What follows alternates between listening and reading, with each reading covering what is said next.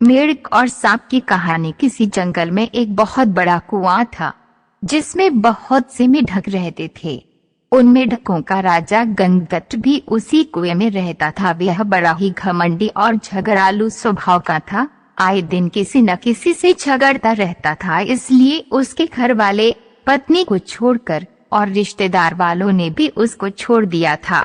इस बात से परेशान होकर उसने बदला लेने की सोची, मगर वह अकेला रहने के कारण उनको मार नहीं सकता था। इस तरह से हर दिन कुछ न कुछ योजना बनाता रहता था, मगर उसका कोई भी योजना काम नहीं आता था। एक दिन वह मेढक उस कुएं में लटकी हुई एक पेड़ की तना से बाहर निकला और वह बगल वाले कुएं के पास गया। उसने फुदकते हुए एक मेढक को देखा और कहा, मित्र, क्या तुम मेरी मदद करोगे? मेरे परिवार और रिश्तेदार वाले मुझे बहुत ईर्ष्या और घृणा करते हैं, इसलिए उनको मारना है। वह इस मेढक को भली भांति जानता था कि कौन सही है और कौन गलत। उसके बातों को अनसुना कर वह अपने कुएं में चला गया। अब वह घमंडी मेढक गुस्से में और आग बगुला हो गया।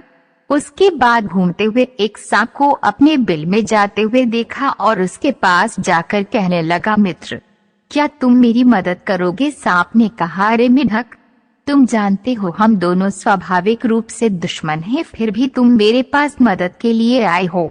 अगर खा गया तो? मेढक कहता है, मित्र, मेरे अपने ही शत्रु बन गए हैं तो दूसरे शत्रु से डरना कैसा, इसलिए आपके पास मदद लिए आया हूँ। वह सांप लालचवश मन ही मन सोचने लगा, अरे मेरा सौभाग्य है जो आज स्वयं शिकार चलकर मेरे पास आया है। मेढक कहता है, क्या हुआ मित्र, क्या सोच रहे हो? सांप कहता है, कुछ नहीं।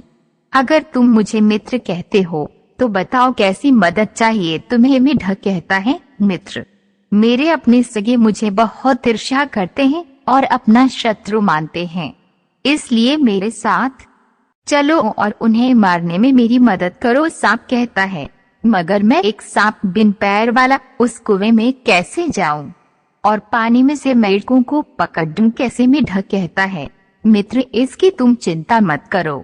मैं एक राजा हूँ और सभी रास्ते को देखा है मैंने। अंदर जाने के लिए एक खुफिया सुरंग है जिसमें तुम्हें ले जाऊंगा और उसके बगल में एक छोटा सा बिल है, वहीं पर तुम रहना और मैं जब तक न कहूँ तुम बाहर नहीं निकलना। वह सांप उसके सब शर्तों को मान लिया और दोनों रात के अंधेरे में उस कुएं की ओर निकल गए, जैसे मेढक ने कहा था। ठीक उसी प्रकार उस सुरंग के रास्ते से जाकर वह सांप उस बिल में छुप गया और दूसरे दिन मेढक ने अपने सारे दुश्मनों को उस सांप को बताया। वह सांप सभी मेढकों को एक सप्ताह तक एक एक करके खाने लगा। गंगट के सारे दुश्मन अब खत्म हो गए। फिर सांप ने कहा, मित्र और मेढक लाओ, मुझे अब रोज खाने की आदत हो गई, नहीं मिला तो मुझे नींद नहीं आती है। वह गंगट मेढक घबरा गया और कहा, अरे मैंने ये क्या कर दिया, मुसीबत को अपने ही घर बुला ले आया।